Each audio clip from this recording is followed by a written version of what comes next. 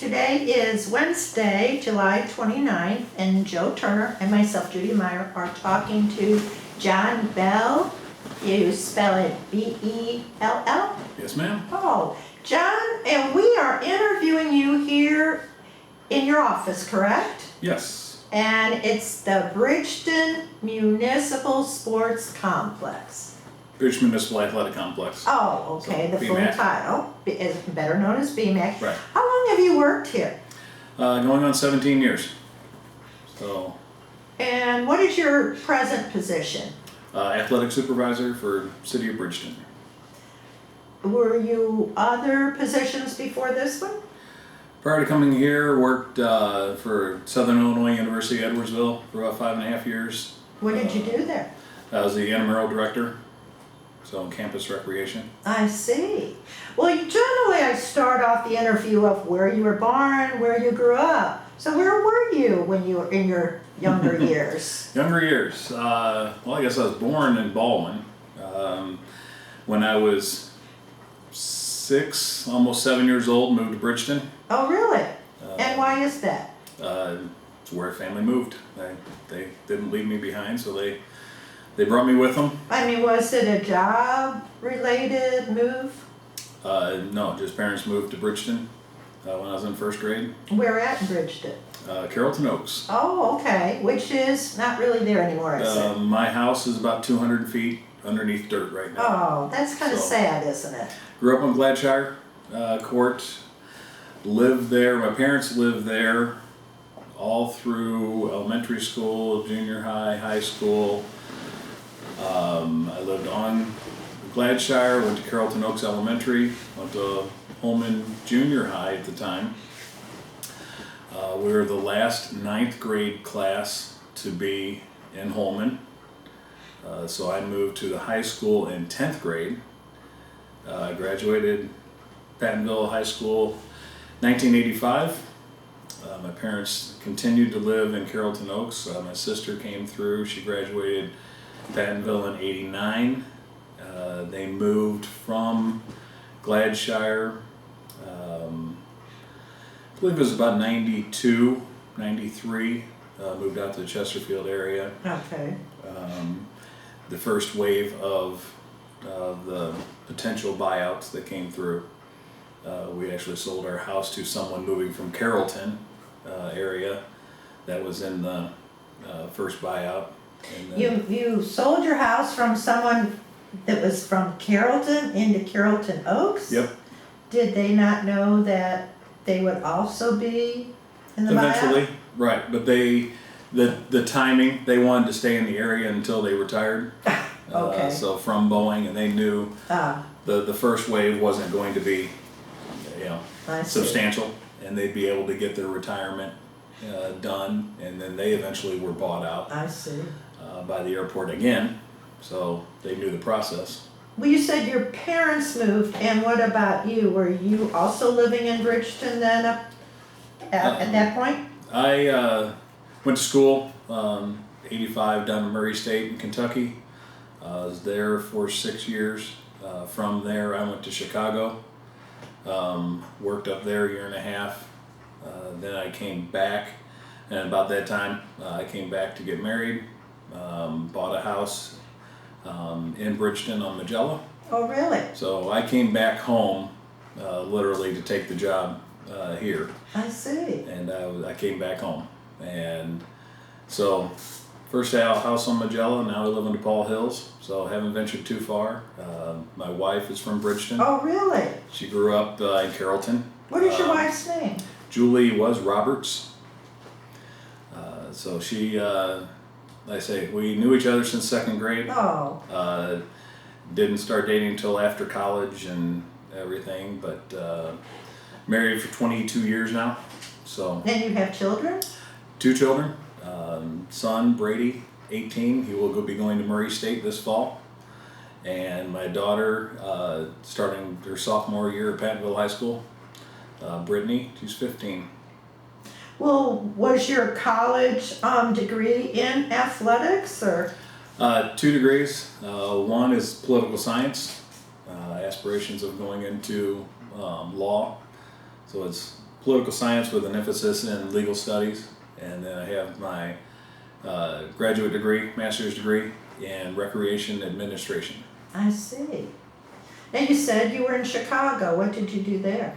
Same thing I'm doing here, recreation and sports for the Village and Park District of Winnetka on the North Shore of Chicago on Lake Michigan. Oh, how nice. I was Chicago for a year and a half. I did it the wrong way, 2 winters and 1 summer.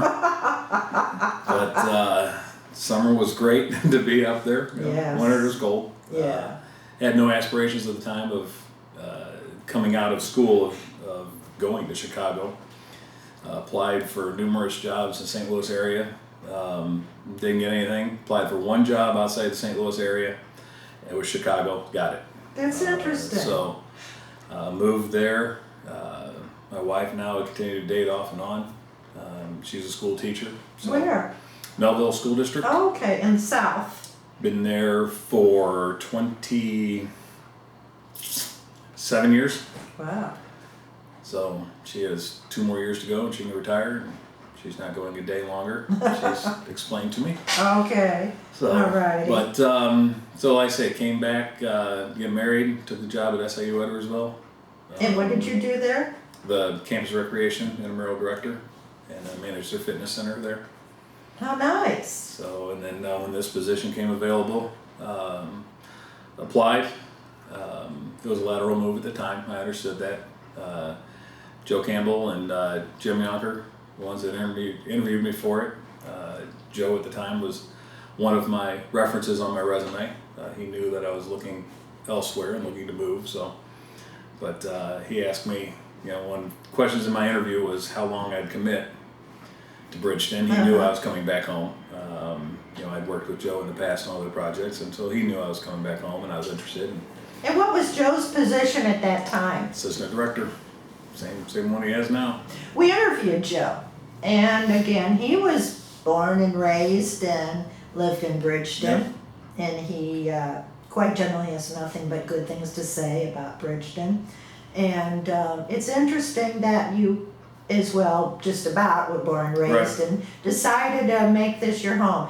Tell us about your duties as, forgive me, what is your title again? Athletic supervisor, City of Bridgeton. Tell us about your duties. What does it entail? Probably 85% is managing the BMAC complex. And how big is this BMAC complex? Just shy of 70 acres. 70? And what does it include for the people that aren't familiar with the area? Sure. We feature 11 baseball, softball fields, 1 dedicated soccer field. We have 2 pavilions for people to rent or use when the park is open, 2-mile walking trail. We have the entry building, which is administrative building and restrooms. It also houses the maintenance complex or maintenance facility for all of the Bridgeton parks. We have a comfort station that goes along with the trail. We have an indoor concession area. We have an outdoor concession. We have 2 playgrounds. Parking, 4 tennis courts. Wow. 4 racquetball courts. It hosts baseball, softball leagues from beginning of April through Thanksgiving. We host tournaments every weekend for baseball and softball. We have soccer leagues in the fall. Is that a big thing here? Tournaments? Tournaments? Yes. Out of the 40 weekends that we are open, we have something going on, I think 37 of the 40 weekends this year. Wow. So, rain cooperating, which it hasn't this year, but rain cooperating, we have 37 of 40 weekends booked this year. We have had an awfully high rainfall so far this year. Does that impact the grounds here, or are you sufficiently high up? It affects us financially. The exact spot that we're sitting right now was the crest of the Missouri River in 1993. Wow. When we had the flood. It literally came to exactly my office. My goodness. So we raised, when we built the expansion beginning in 1999, and then the north side of the complex opened in 2005, we brought in 990,000 cubic feet of dirt Oh, to boy. raise the westernmost part of the complex out of the floodplain. So feel we're safe now, but you never know. But the rain we've had now, it doesn't affect us from outside of general operating, whether the fields are playable or not. We have no flooding issues. Could you, for people, again, who are not familiar with this area, tell us what is bordered on the different sides of the complex? Sure. Basically bordered on four sides. We're framed like a picture. 370 is directly north of us. Highway 270 directly to the east. To the south is Highway I-70, and to the west is Missouri River. So on three sides, you've got a lot of transportation. Very easy to get here, and it's one of the focal points. You know, we're 5 miles and seem to get closer every day to the airport, so it's easy to get in and out, and plenty of hotels and roads that you can have immediate access to the facility. Well, I just came here on 4th of July. Could you tell us a little bit about how the complex takes part in the Bridgeton 4th of July celebration? Sure. It's one of the focal points of the year for the complex. We'll have between 5,000 and 7,000 people Oh my gosh. at the park for 6 hours. Oh my goodness. So Wow. Where do you put everybody? We have 998 parking spots. So, and then we also use some overflow lots from local businesses that surround the facility that we shuttle people in. They park there and walk in. But we have live music, food vendors, our own concession stands are open. It is, and what I described, the Bridgeton 4th of July is the Bridgeton homecoming. You know, the Panville School District, they have their homecoming in the fall. The Hazelwoods that we border, will have their sports homecomings. But it is literally an attraction, the 4th of July at BMAC, at Bridgeton for the fireworks.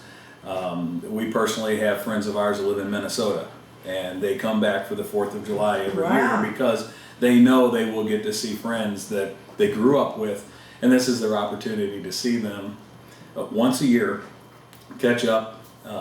College kids come back home and make sure they're here for the 4th. I have staff that have worked for me for years that I'll see them on the 4th of July down here. And it is literally the homecoming for Bridgeton, especially with the destruction of Carrollton and Carrollton Oaks areas.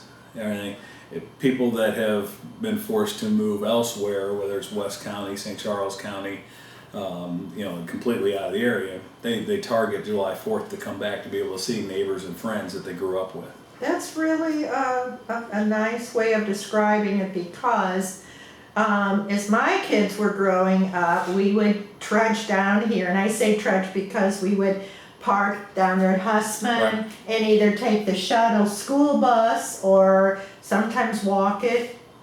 And it was just a steady parade of people, and my children would see their classmates, and you would just, as you said, you see people year after year congregate here. And this year, although we more or less stayed on one of the parking lots instead of coming out on the grass, my cousin and I went over the vendor to get my husband funnel cake, and there again I saw a lot of Right. people, just like you were describing it. You enter on the southeast corner of the complex if you park in one of the overflow lots, and you'll walk in, you're carrying your lawn chair and dragging a cooler, and you got a blanket and a frisbee, and you can be carrying that for an hour and a half because it'll take you that long to make it 200 feet because of the people you run into until you can get to a spot where you can stake claim to an area. That's a good way of describing you it. continue to run into people and hold those catch-up conversations Yeah. before you ever even get into the park. So, tell us about the fireworks. Is it the same year after year, or do they change the firework display? Both. And do you have a lot, are you involved in the fireworks, how it's done? I assist with setup of everything else that goes on in the complex. The fireworks itself falls under Joe Campbell's domain, and he selects the vendor for that each season. So it depends on kind of what's hot at the time. There'll be different fireworks and different styles that come out, and the vendors submit basically a video of what they can do, and so a lot of times it's the same, because after doing it for so many years, you kind of know what you like. It's always a running joke as to who the mayor is, as to what songs they like, because everything's choreographed to music.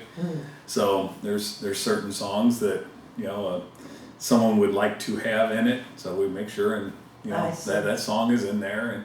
But it'll run for typically about 22, 23 minutes. I was going to ask you how long. Yep, and it's unique here from our vantage point and the direction that we face. You can see our fireworks display. You can see St. Charles fireworks display. You used to be able to see Hazelwood's when they did it, and even sometimes you could see fluorescents on the nights that they all set it off. You can sit here and look around and see the additional shows off in the background. North St. Charles County had one last year. Right, so you can sit here and see 4 or 5 different fireworks shows all going off at the same time. How far back in history does this program go? At This facility? No, the fireworks are here. I had no idea. So before you came? Oh, certainly. The facility itself opened in '74. My guess is shortly after that, going all the way back to when I was a child. I say we moved here in '74. We came down here on the 4th of July. I cannot remember a time where we did not. Some of the times we would go to Freeborn Park. My father was allergic to gun smoke and gunpowder, so depending on which way the wind was blowing, a lot of times we would go to Freeborn Park when the trees were smaller, and you could see the same show. You wouldn't hear the music, but you could see the same show. They probably didn't have music in the beginning. Yeah, no idea. A lot of people would go. You'd have 100, 500 people, at Freeborn Park. Wow. Located less than a mile from here, Okay. which was elevated, so you could see the same fireworks show at BMAC, and you'd still have everybody up there at Freeborn Park. Same thing at O'Connor Park, which was in the Carrollton subdivision. You'd have hundreds of people there also that just either didn't want to come down because of the crowd, or Right. like I say, medical reasons or whatever. They would go to those 2 parks and also see the fireworks show. Well, from where Joe lives up at the Banker Farm, you can see from his place as well. But when they first made that Universe company, I've sat up there to see. But it's more fun being here. Definitely more fun. Let me ask you. I came here several years ago with my grandchildren for the Easter egg hunt. Is that still going on? That stopped, let's see, this is 2015. Our last one was 2013. It was just cut for financial reasons. Used to be open to anyone that could come in. When it was on the south side of the complex, fields 1 through 6. Then we narrowed it down to just Bridgeton residents, and just as economic times changed, we cut that program. That was a free program, and between the man hours and the prizes that were given away, it was just about a $3,000 budget cut. Wow. That went away in 2013. And I see. the department was disappointed with that decision. It was purely financial, but it too was not really the homecoming, certainly not the homecoming of the 4th of July, but you'd see a lot of families that were 2nd and 3rd and 4th generation coming back here because it's what they did when they were a kid.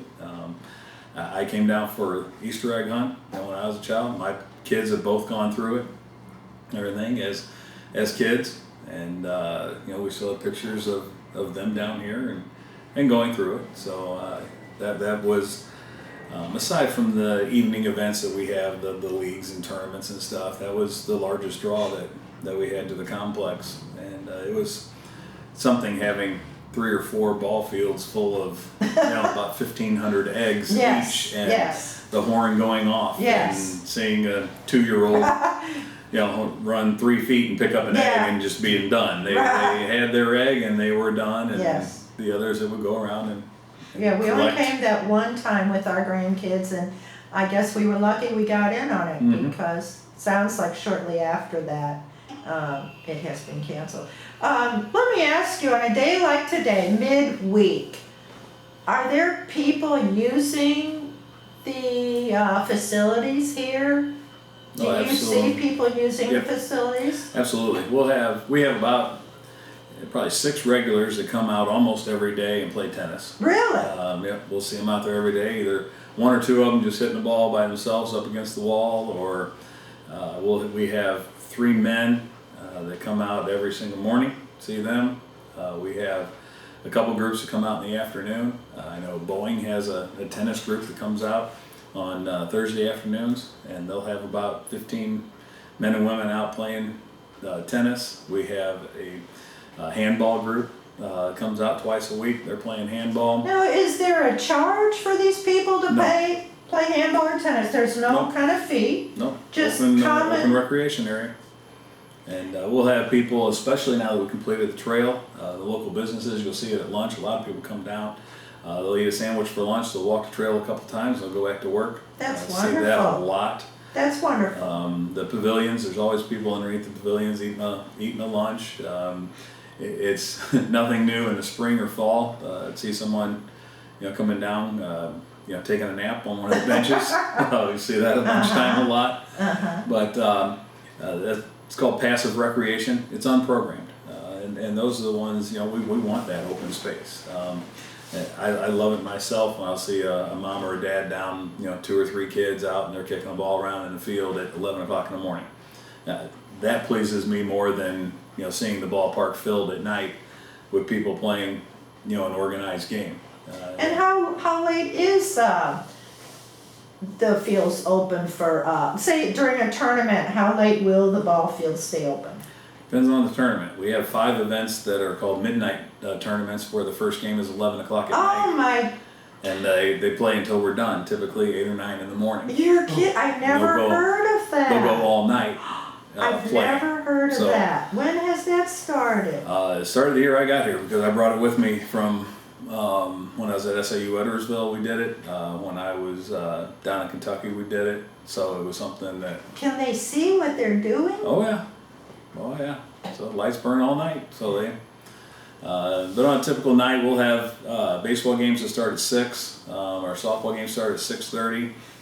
Typically, we're wrapping up by 10:30, 11 o'clock at night. Maintenance will get here 6:30 in the morning, get the fields ready to go again. Tuesdays and Thursdays, we have industrial leagues down here where games start at 4 o'clock. So on those nights, we go from 4 o'clock until 11 o'clock Really? with games. Wow. And and like I say, the passive users throughout the day, but from 8 o'clock in the morning to 11 o'clock at night, you can always look around and see somebody here every single day. Wow. Well, do you have any kind of security on the premises? When leagues are going on, we have a position called BMAC coordinator. Basically, as I describe it, they are me when I am not here. So they're here overseeing all the activities that are going on. That person is. Kind of like a troubleshooter in case, Yeah, just anything case that comes somebody up. said we're supposed to be here and other Exactly. groups just know we're here, something like that. Exactly that, or hey, we're supposed to be playing on this field, and or where is field 2, Yeah. where is field 8, pointing people in directions, or somebody gets hurt, Right. on a 70-acre complex, somebody gets hurt, you call the emergency medical system, but you may tell them, yeah, it's on field 8, but depending on who the driver is, they may not know how to get exactly to field 8, so we tell them where to meet, and that coordinator will guide them in and address the injured and get the information that we need, or help in the concession stand. But their position is to PR and coordinate everything that's going on in the complex. And how many people do you have that do that? It's one position. I have 3 individuals that fill that position. How many do you employ here just for this area, Bridgeton Municipal Athletic Complex? How many people are employed? Well, during the summer. We'll have we have 1 full-time maintenance staff, and he has approximately 8 to 10 part-time staff. Not all on the clock at the same time, but a pool that he pulls from. I have approximately 35 to 40 concession staff. We have approximately 15 adult softball umpires. Wow. Myself, other than that, that covers about all the city positions. And then our youth program, the Bridgeton Athletic Association, it's independent from the city, but this is their home and where they run all their fields, so they have their own staff taking care of the youth programs. And excuse me, I kind of lost me on that one. What is that all about? The youth program, what do they do? They schedule all the girls fast pitch, the boys baseball, and the youth soccer programs. Are these called, what do they call that when they're not school sports, but they're like, not traveling leagues, but there's another word for the leagues? It's our house league for our youth program. Like I say, BAA, Bridgeton Athletic. Oh, okay. Bridgeton Athletic Association. They're completely independent from the city. Okay. But this is their home for their games. So we work with them and make sure all their games are scheduled and the fields are playable for their events also. And on a given night when you have 11 fields going, you'll have 800 to 1,000 people here every night. Wow. During the season. So. Do they have a time limit that they can use the fields for game? Is there a time limit? There's a time structure. The calendar that we follow for the adult program, we have 3 seasons: the spring, the summer, and fall. We're currently in our summer season. It begins the week after the 4th of July and goes till Labor Day. We have fall season, which starts right after Labor Day and goes until the first week of November. And then our spring season starts the first Sunday of April and runs until the 4th of July. And then what about during that winter time? Is this complex in use at all? Is anyone here, so to speak? I'm here. The maintenance staff is cut back. Grass doesn't grow very much in the winter. So, but the maintenance staff, that's our time to do the repairs. Get ready for the next season. The maintenance staff will typically work through the month of November, December, January, typically off, and then beginning of February we come back and get ready to host 250 dates worth of activities for the next year. And things either break over the winter or just normal wear and tear, and so there's a lot of work in the spring that has to be done, or late winter that has to be done to get the fields ready to open up for the next year. And that's our chance to renovate fields or renovate facilities. Do you said you brought that idea with you about that midnight league. That fascinates me because I've never heard of that done before. Is there any other program that you've heard of from other places that you would like to see happen here? Maybe that would be a creative use of the area, or maybe draw some more people here? We have one event coming in next week that we just got this year, and it's another softball tournament, but what we call found money events. Anytime you can get an event to go on during the day, those are large events because 70 acres, 90% of your play is at night. So when we are sitting here and we have the passive use that's going on, that's great. You don't generate revenue from that, but it's nice to see the people here. Last week we had DePaul Healthcare hosted an emergency services tournament, EMT tournament. So 24 firehouses, fire districts in the St. Louis area came out and had a tournament. Oh, how fun! We played it on a Wednesday, started at 8 in the morning and went till 8 at night. Oh my gosh! And had 24 teams out here for that. So, next week we have a food workers tournament going on.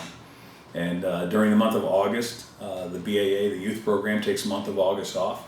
It's part of their structure that when they play games, they'll play up until the last week of July. Then they have a couple weeks off for kids to take vacations, get ready for school, starting school again.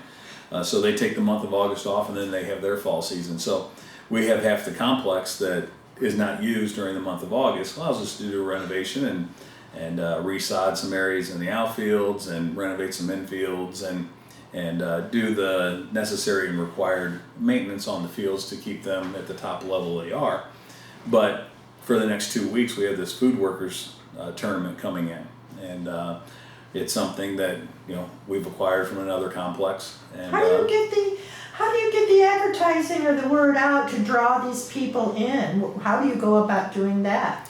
word of mouth is really the only way that we use right now. We work with St. Louis Sports Commission also, and St. Louis Convention and Visitors Bureau. Work with individuals at both of those locations to try and attract national events in. Every year for the past 10 years, we've had at least one national event. Really? This goes to the caliber of the complex that we have. So these are individuals that are coming in from all over the country.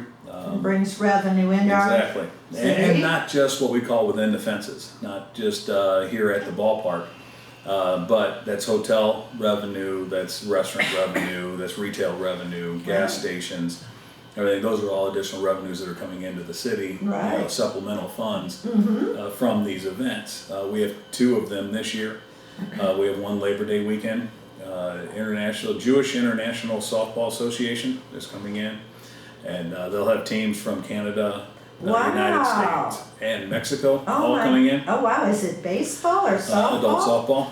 Oh my This will be the goodness. second time we've hosted them. Really? Wow. We have one coming in the last weekend of August, national tournament for adult softball. They're coming in and holding their second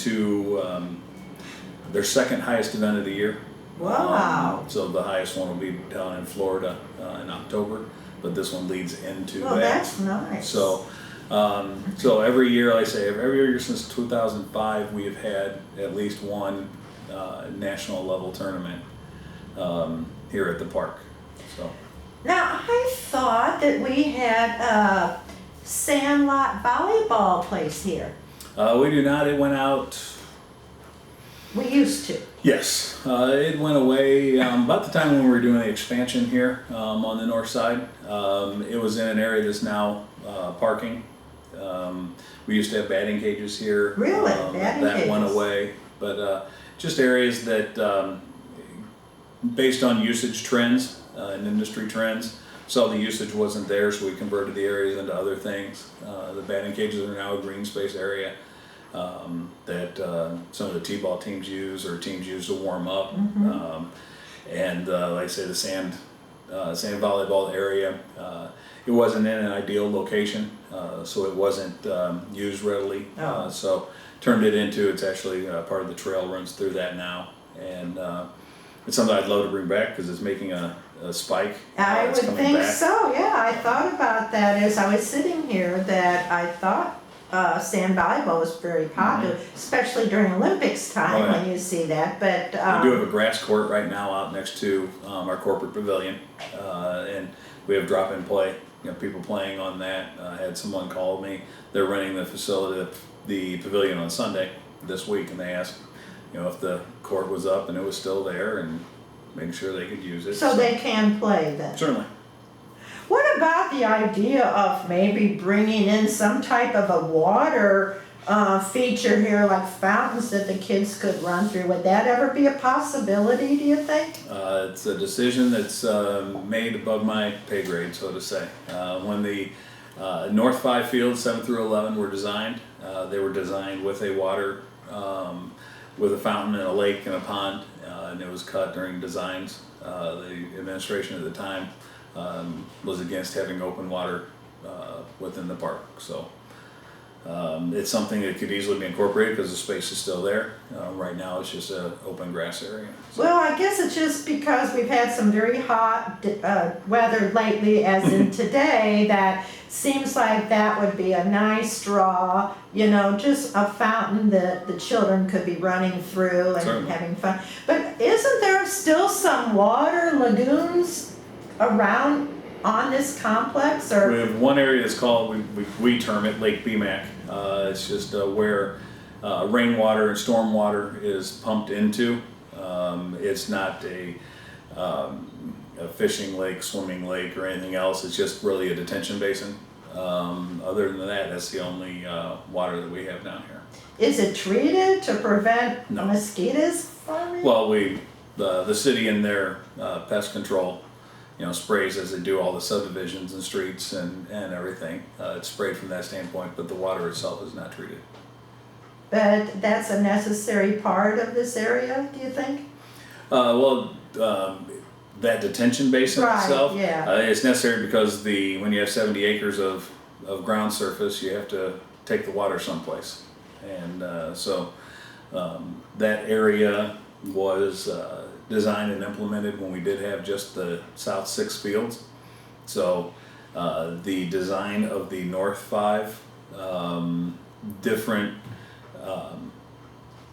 stormwater detention areas were put in place as to how it migrates into the surface. Working with MSD and everything there, we have what's called swales where the water goes into and then naturally absorbs into the ground.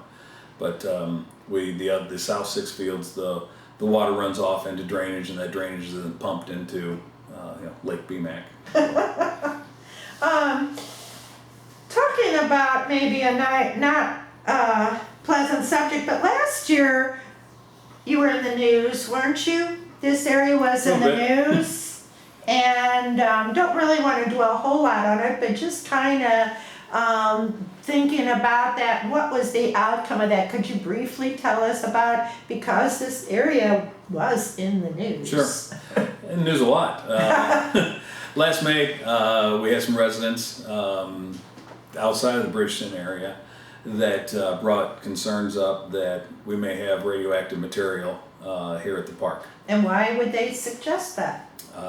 They're in a fight against the local landfill, and they had concerns that radioactive material had magically jumped 3/4 of a mile from the landfill and ended up here at the ballpark. So they voiced concerns. The media jumped on it. Yeah. And gave us some credibility, some unfounded credibility, and the reports started flying. The federal EPA came in, did extensive testing. They tested every 3 feet grid for the entire 70 acres. Oh my goodness. And took over 1,000 samples. Wow. And who paid for that test to be done? Federal government. Wow. And so they came in, tested everything, took them 2 weeks to do the testing, and came back clean. They did not find anything. They also tested 3 other parks in the area to have a baseline sampling to make sure that the readings they were taking every day were consistent with 3 other parks outside of the Bridgeton area. So they had a baseline across the board, and came back, everything was consistent with the 3 other parks. So wonderful. nothing was found. That concluded about the 3rd week of June. So we got the clean bill of health, so to say. Did it affect the programs here? Substantially. Oh, in what way? We had numerous tournaments canceled. Oh. The numbers were down. Some teams pulled out just on the rumors of things that could be here. And I actually, as I said, they ended up not being here. Everything was fine. But and the numbers are growing back this year. But it's also, as we say, somebody calls fire, everybody runs first before they find out if there's actual fire or not. And that's kind of what we're fighting now. The fire effect. People think that we had fire. That people think that we had hazardous material here. And even with the extensive testing, you still hear rumors that, the testing wasn't good enough, or the right agency didn't do the testing, or they didn't look for the right things. So we're still fighting that, and it's a shame because we have 70 acres of beautiful park down here. I've been here 17 years, working here, on site here. No problems. The hair's a little grayer than it was when I started here, but I hear that happens. So Yes, it happens. but other than that, there's nothing. I played down here when I was a child. We have the maintenance supervisor is down here right now. He did the same thing. He grew up in the Bridgeton area, You know, we all played. You know, a lot of the people that are down here, you know, the reason they play adult softball now down here is because they played, you know, kids baseball when they were here, and the younger. So, you know, and nothing's been, you know, founded that there's anything down here. So, and that's the word we got. It's a safe and enjoyable place to come down and play. You know, and everyone that's here, you know, treated fairly and they have a good time. So. Thank you so much. I've really learned a lot. I've lived in Bridgeton for 40 years, and I've learned a whole lot about this area today. I really appreciate you giving us the time today. No problem. And I hope the area still continues to be used. Me too. Thank you. Thank you.